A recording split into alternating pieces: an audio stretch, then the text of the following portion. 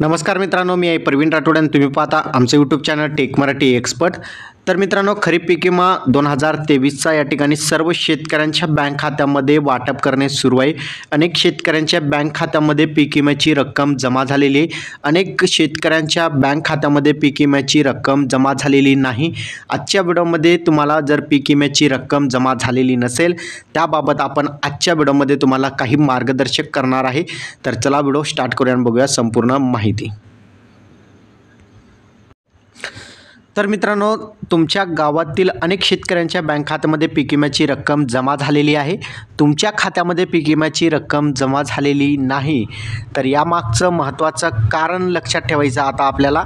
एक, जर तुम्ही 72 तासाच्या आतमध्ये जर क्लेम केलेला असाल आणि तुमच्या शेती पिकांचं जर सर्वे झालेलं असेल तर तुम्हाला 100% पीक विमा मिळणार। आज न उद्या तुमच्या बँक खात्यामध्ये पीक विम्याची रक्कम ही जमा होणार म्हणजे होणारच। आता दुसरं एक आहे की आता ज्या शेतकऱ्यांचं जे आहे क्लेम मागं पुढं झाल्यामुळे 1-2 दिवस या ठिकाणी तुम्हाला उशिरा सुद्धा पैसे तुमच्या बँक खात्यामध्ये जमा होऊ शकतात।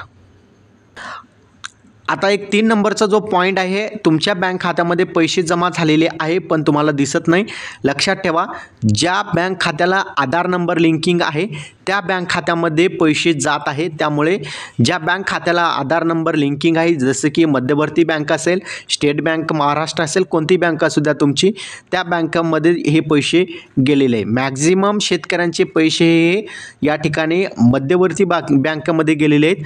आणि जर तुमच्या बँक खात्याला ज्या बँक खात्याला आधार नंबर लिंकिंग आहे त्याच बँक खात्यामध्ये पैसे जमा झालेले आहेत, त्यामुळे त्या बँक खात्यामध्ये जाऊन तुम्ही तुमचे पैसे जमा झालेले आहे की नाही चेक करू शकता।